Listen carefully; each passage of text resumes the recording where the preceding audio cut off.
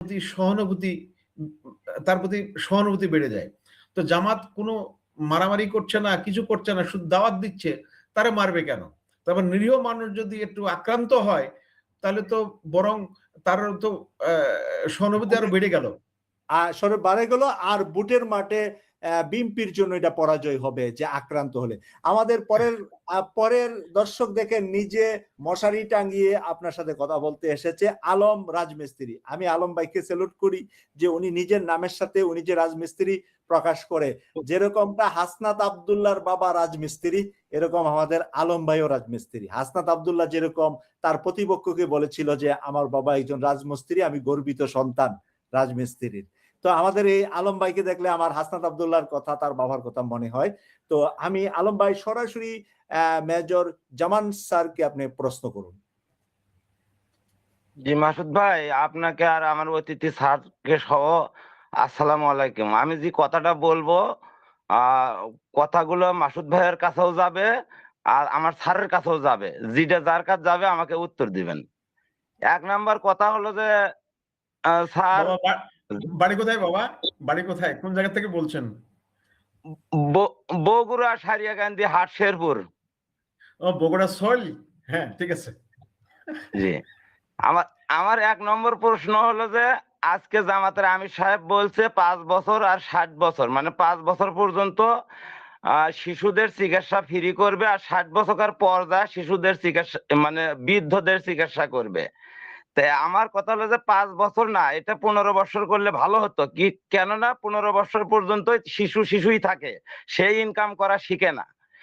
আর আমাদের তারেক সাহেব আজকে বলছে যে আপনার এই বস্তিগুলো বিল্ডিং করে দিবে।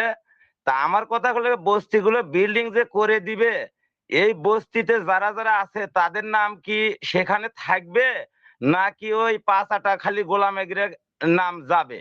আর এগুলো কে প্রতিষ্ঠান করবে, কে এগুলো মানে নির্ধারণ করবে? আমরা তো দেখি নাই যে কোনো জায়গায় যে যেখানে ছিল সেখানে তার কোনো বসতি আছে। আর জামাত ইসলামী নিয়ে যে কথাটা মাসুদ ভাই, কিছু বিভ্রান্তি আছে আমার থিওরিতে যেটা পাই, মানে কিছু রং কথা বলে, যেমন আমির হামজা সাহেব একটা ভুলে একটা রং কথা বলছে, সেটার মাপ চাইছে। এই জি জি এই কারণে বিএনপির কিছু নেতা কর্মী উত্তেজিত হয়ে যায়। তা আসলে সঠিক যে জিনিসটা আমার জ্ঞান থেকে আমি বুঝি, বিএনপি জামাত উত্তেজিত হলে আওয়ামী লীগ এখানে প্রত্যেক দিন ভারতে সেমিনার করতেছে, আমি দেখতেছি। একদিন অডিও লাইভ হচ্ছে, বুঝছেন, ভারতে অডিও লাইভ হচ্ছে, ওনারা মানে অন্য চিন্তা ভাবনা করতেছে। এই দুই দলের যদি ফাসাদ বেড়ে যায় তাহলে কিন্তু বাংলাদেশের জন্য খুব ক্ষতিকর অবস্থায় যাবে। মাসুদ ভাই, আমরা কিন্তু 4-5 বছর আপনার সাথে লাইভে কথা বলছি, তাও কিন্তু আমি খুব রিস্ক নিয়ে কথা বলছি। কেননা আমাকে বলছে ডিজিটাল আইনে তোকে ধরা হবে, বিএনপির নেতারাও বলছে। তারপরেও কিন্তু আপনার লাইভে আপনারা যুক্ত হয়েছি, অনেক কড়া কথা বলছি। কবি আইরিন খানকে ধরছি, আনোয়ার খানকে ধরছি, এম এ মালিক সাহেবের সাথে তক্ক মজা করছি, অনেক কিছু করছি। কিন্তু এখন এই সুযোগটা যেন আপনার জামাত বিএনপি ওই মানে এই তক্কাতক্কি বাজে মারামারি করে আওয়ামী লীগকে যেন সুযোগ যেন না দেওয়া হয়। আমি আজকের মতো এখানে এই 2 কথাই বলবো। আসসালামু আলাইকুম। আলম ভাই আপনি থাকেন, আপনার কথার জবাব দিচ্ছে। আমি একটু পরিচয় করে দিচ্ছি, এই আলম ভাই একজন বিএনপির একনিষ্ঠ কর্মী, মানে খুব সাপোর্টার। উনি আমাদের সাথে হাসিনা বিরোধী আন্দোলনে দর্শক হিসাবে এসে হাসিনা বিরোধী কথাবার্তা বলতেন, উনি বাংলাদেশ থেকে, বগুড়া থেকে, এবং অনেক প্রবাসীরা বলতেন, কিন্তু দেশের থেকে যারা বলতেন তাদেরকে নিয়ে আমরাও চিন্তা করতাম। এর মধ্যে আলম ভাই একজন। জি মেজর জামান সাহেব, আপনি যদি তাকে একটু সান্ত্বনামূলক কিছু কথা বলেন। আপনাকে আলম সাহেব, আপনাকে অসংখ্য মোবারকবাদ। আমার খুব ভালো লেগেছে যে আপনি আপনার নিজের পরিচয়টা এভাবে দিয়েছেন এবং আপনি আপনার পেশা নিয়ে গর্ব করেন। আলহামদুলিল্লাহ, পেশা যাই হোক না কেন, সৎ ইনকাম হলেই সেটাই আমাদের লক্ষ্য হওয়া উচিত। আপনাকে অনেক মোবারকবাদ। 2 নম্বর হচ্ছে যে দেখেন, আওয়ামী লীগ সবসময়, আওয়ামী লীগ তথা ভারত, আমি দুটাকে আলাদা করে দেখি না, দুটাই আমাদের ঘাড়ের উপরে নিঃশ্বাস ফেলছে। সুতরাং আমাদের দেশের দায়িত্বে যিনি আসেন, যেভাবেই আসেন, তারা যদি এই নিঃশ্বাসটা বুঝতে না পারেন, তাহলে তারা যথাযথ কার্যক্রম করতে পারবেন না। এটা গেল একটা দিক। দ্বিতীয় দিক হচ্ছে অনেকেরই ধারণা হয়েছে যে ওই আওয়ামী লীগের ভোটে আমরা জিতে যাব।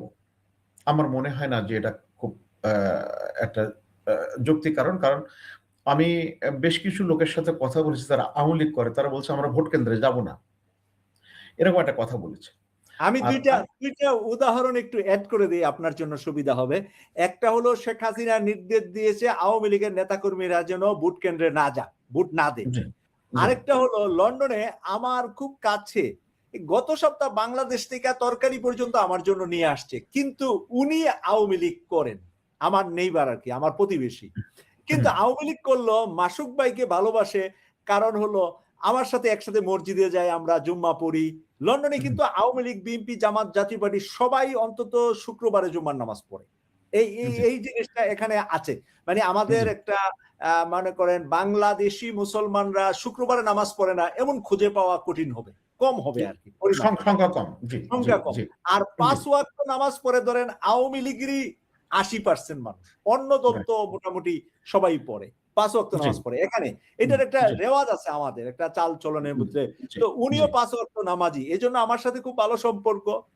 উনি আমাকে বলল, মাসুক ভাই আমি তো আইসাই, পরদিন উনি হোয়াইট চ্যাপেল আমাদের যে সেন্টার ইস্ট লন্ডন মসজিদের পাশে, আমি তো গেলাম বাংলাদেশ থেকে আইসাই, গিয়ে দেখি যে আওয়ামী লীগের সবাই না ভোট দিচ্ছে, আর দিচ্ছে লাউ, কচু, কুমড়া মার্কা যেগুলো আছে ওইগুলাতে বইলা দিছে দল, যে ওইগুলাতে দিয়ে দিবা, ভোটটা পচা গেল, না পাইলো বিএনপি ধানের শীষ, না পাইলো দাঁড়িপাল্লা। তাহলে প্রবাসীদেরকে তারা শিখাইয়া দিচ্ছে ওই কসি খন্তি যেটি কোনো এমপি হবে না, ওই মার্কা ভোটটা দিবা। তুমি যদি খালি হা আর না দাও আর ওইটা না দাও, তোমারটা নাও গনতে পারে। তো এই জন্য তোমারটা যাতে কাউন্ট করে, এরারও বুদ্ধি আছে, কাউন্ট করে, সেই জন্য একটা মানে ছোট দলকে ভোটটা দিবা আর নাতে ভোট দিবা। এই কাজ ওরা অলরেডি করতেছে। উনি আমার সাথে খুব ঘনিষ্ঠ হওয়াতে না আওয়ামী লীগের ভিতরে খবরটা বলছে।